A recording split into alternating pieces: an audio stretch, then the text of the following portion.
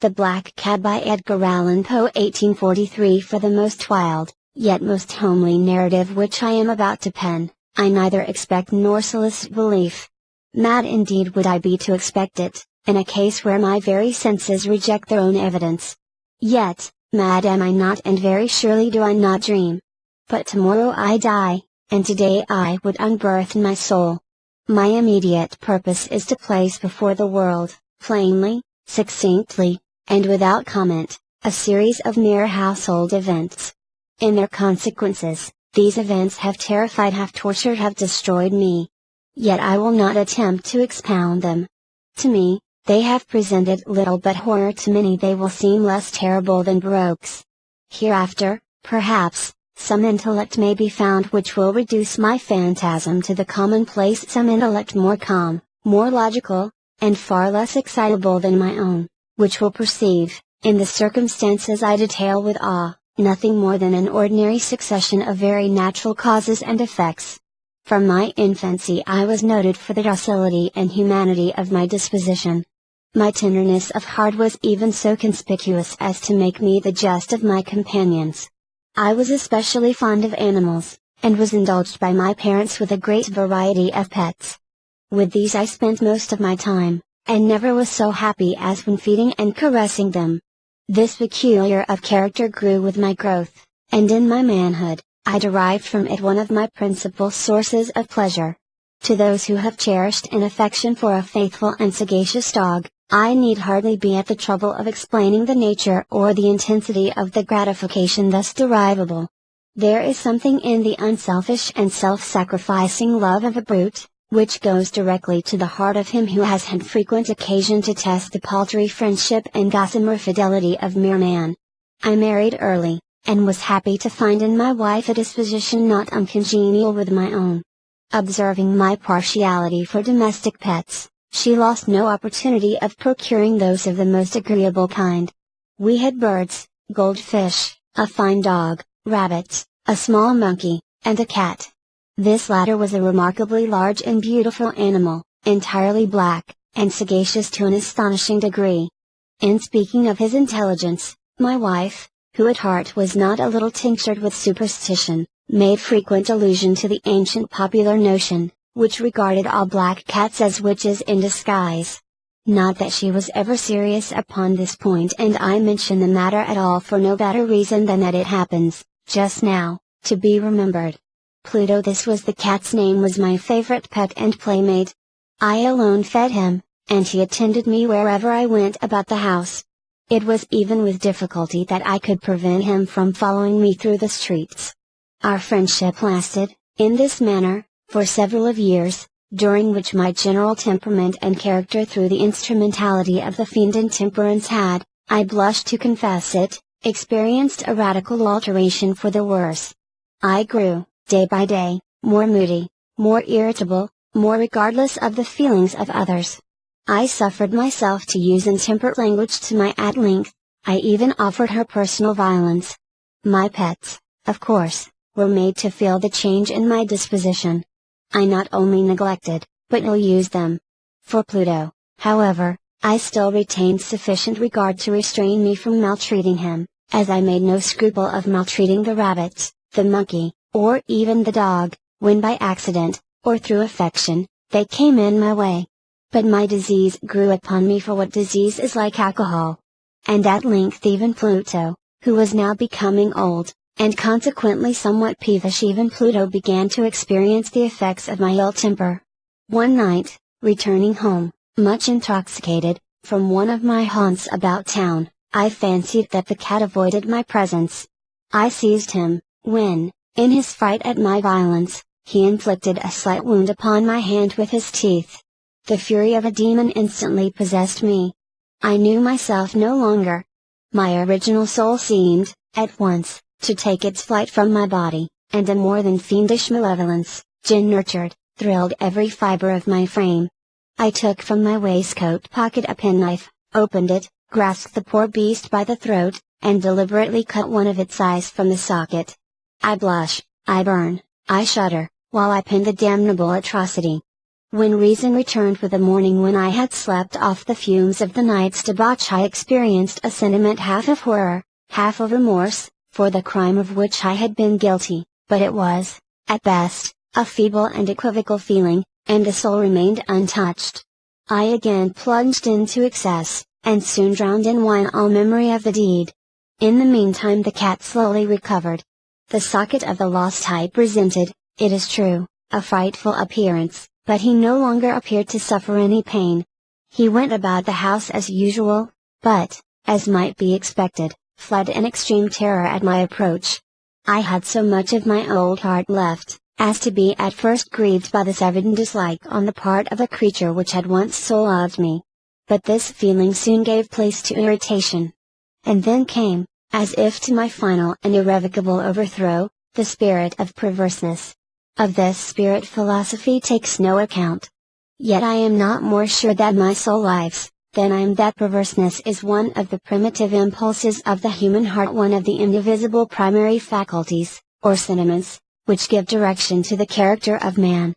Who has not, 100 times, found himself committing a vile or a silly action, for no other reason than because he knows he should not? Have we not a perpetual inclination, in the teeth of our best judgment, to violate that which is law, merely because we understand it to be such? This spirit of perverseness, I say, came to my final overthrow. It was this unfathomable longing of the soul to vex itself, to offer violence to its own nature, to do wrong for the wrong's sake only, that urged me to continue and finally to consummate the injury I had inflicted upon the unoffending brute.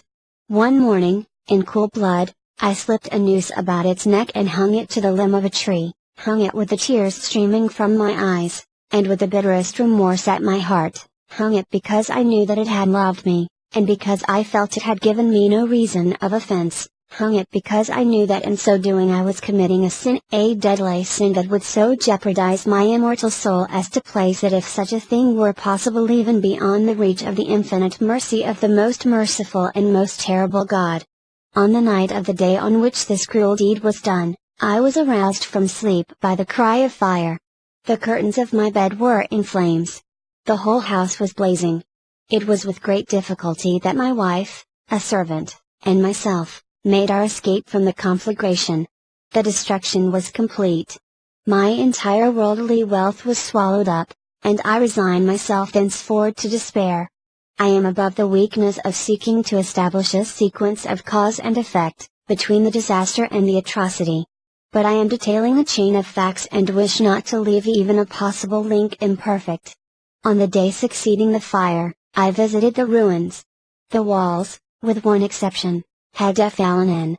This exception was found in a compartment wall, not very thick, which stood about the middle of the house, and against which had rested the head of my bed. The plastering had here, in great measure, resisted the action of the fire, a fact which I attributed to its having been recently spread. About this wall a dense crowd were collected, and many persons seemed to be examining a particular portion of it with every minute and eager attention. The words strange, singular, and other similar expressions, excited my curiosity. I approached and saw, as if graven in bas relief upon the white surface, the figure of a gigantic cat. The impression was given with an accuracy truly marvelous. There was a rope about the animal's neck.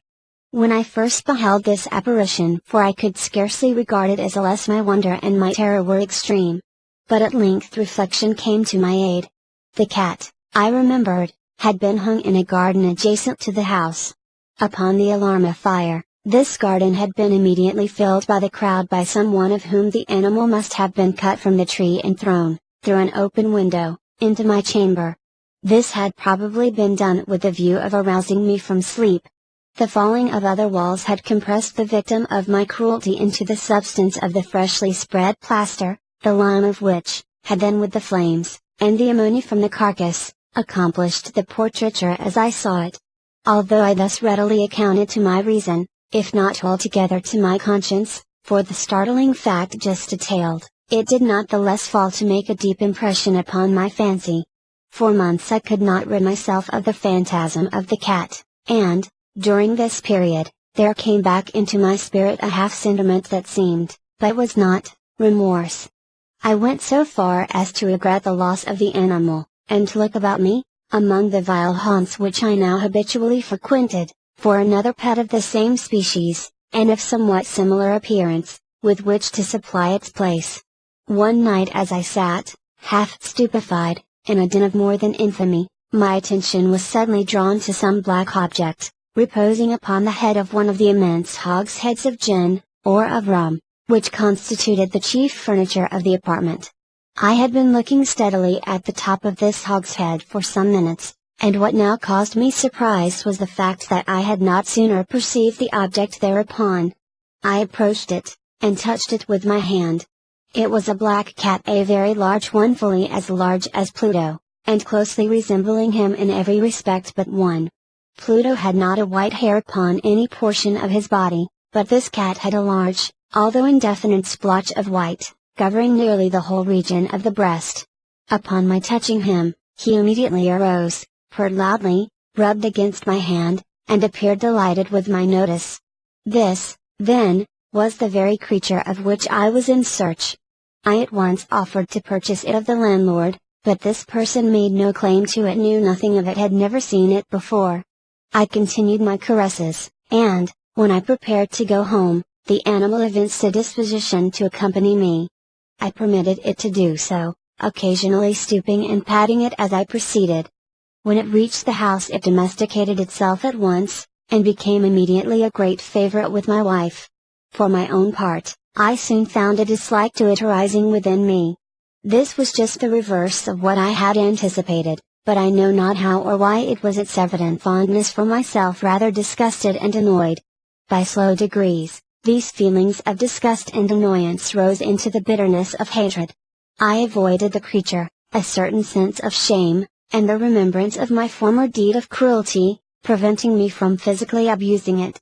I did not, for some weeks, strike, or otherwise violently ill-use it, but gradually, very gradually, I came to look upon it with unutterable loathing, and to flee silently from its odious presence, as from the breath of a pestilence.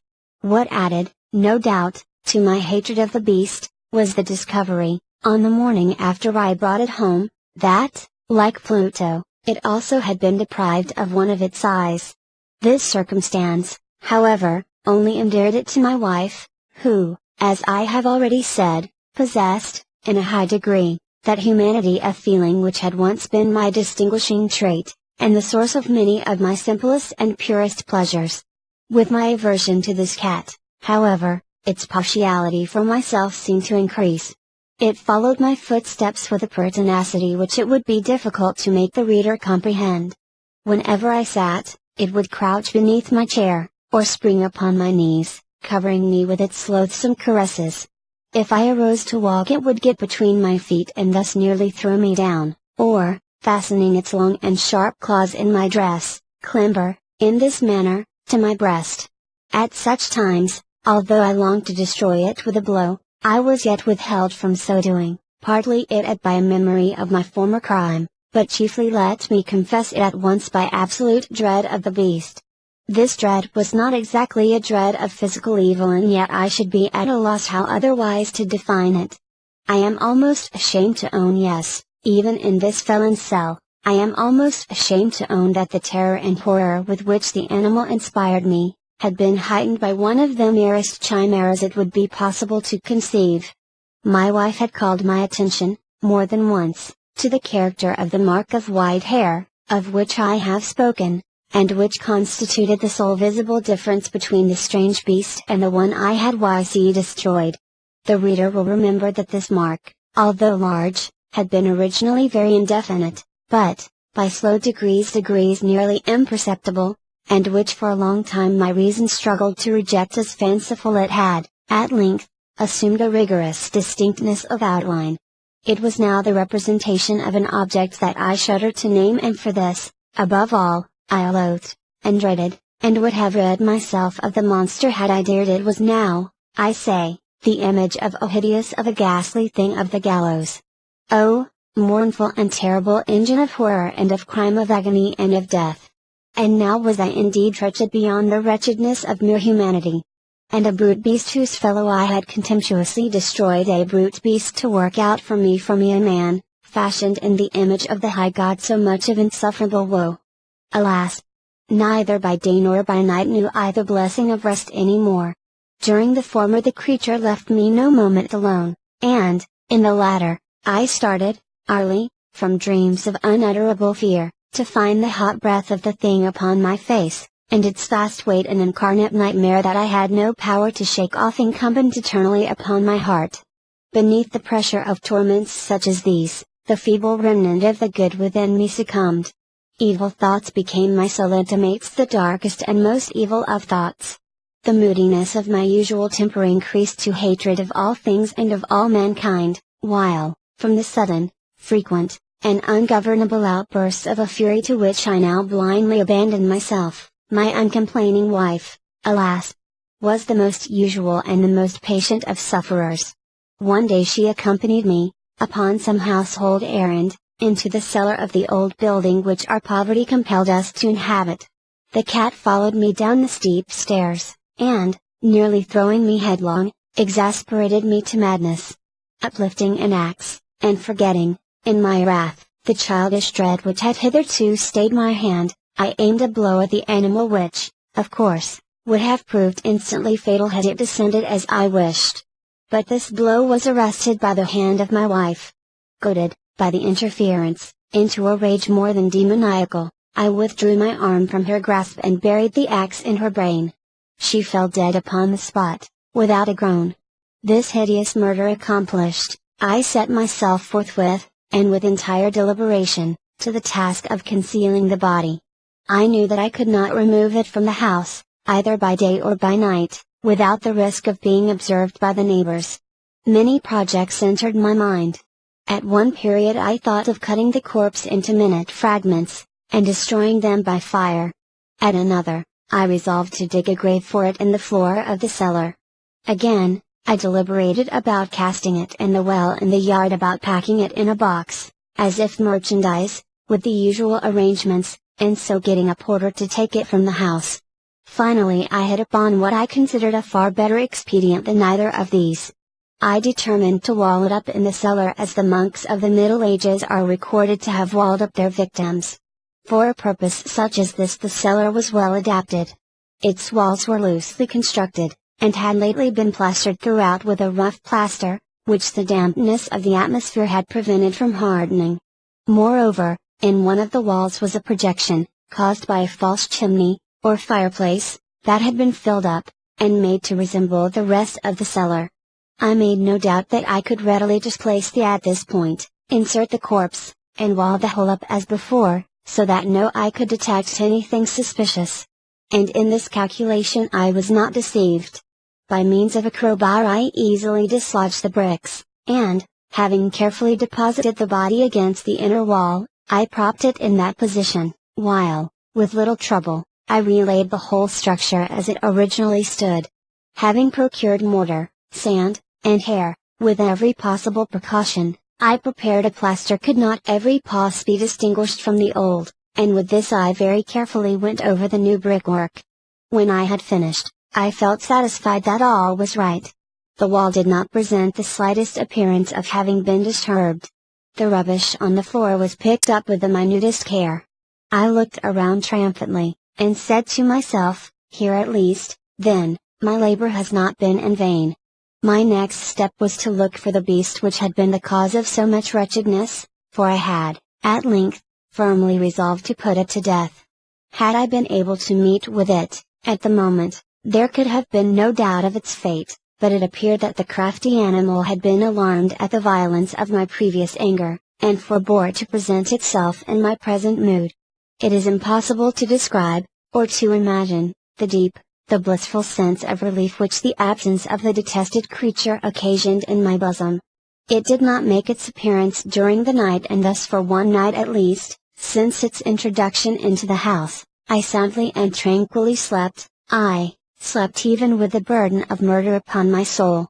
The second and the third day passed, and still my tormentor came not. Once again I breathed as a free man. The monster, in terror, had fled the premises forever. I should behold it no more. My happiness was supreme. The guilt of my dark deed disturbed me but little. Some few inquiries had been made, but these had been readily answered. Even a search had been instituted, but of course nothing was to be discovered. I looked upon my future felicity as secured. Upon the fourth day of the assassination, a party of the police came, very unexpectedly, into the house, and proceeded again to make rigorous investigation of the premises. Secure, however, in the inscrutability of my place of concealment, I felt no embarrassment whatever. The officers bade me accompany them in their search. They left no nook or corner unexplored. At length, for the third or fourth time, they descended into the cellar. I quivered not in a muscle. My heart beat calmly as that of one who slumbers in innocence. I walked the cellar from end to end.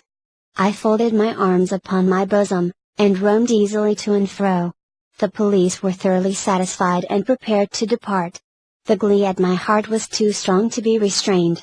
I burned to say if but one word, by way of triumph, and to render doubly sure their assurance of my guiltlessness. "Gentlemen," I said at last, as the party ascended the steps, "I delight to have allayed your suspicions. I wish you all health, and a little more courtesy. By the by, gentlemen, this is a very well constructed house." In the rabid desire to say something easily, I scarcely knew what I uttered at all. "I may say an excellently well constructed house. These walls are you going, gentlemen? These walls are solidly put together," and here, through the mere frenzy of bravado, I rapped heavily, with a cane which I held in my hand, upon that very portion of the brickwork behind which stood the corpse of the wife of my bosom. But may God shield and deliver me from the fangs of the arch-fiend. No sooner had the reverberation of my blows sunk into silence than I was answered by a voice from within the tomb. By a cry, at first muffled and broken, like the sobbing of a child, and then quickly swelling into one long, loud, and continuous scream, utterly anomalous and inhuman, a howl, wailing shriek, half of horror and half of triumph, such as might have arisen only out of hell, conjointly from the throats of the damned in their agony and of the demons that exult in the damnation. Of my own thoughts it is folly to speak. Swooning, I staggered to the opposite wall. For one instant the party upon the stairs remained motionless, through extremity of terror and of awe. In the next, a dozen stout arms were tolling at the wall. It fell bodily. The corpse, already greatly decayed and clotted with gore, stood erect before the eyes of the spectators. Upon its head, with red extended mouth and solitary eye of fire, sat the hideous beast whose craft had seduced me into murder, and whose informing voice had consigned me to the hangman. I had walled the monster up within the tomb. The end.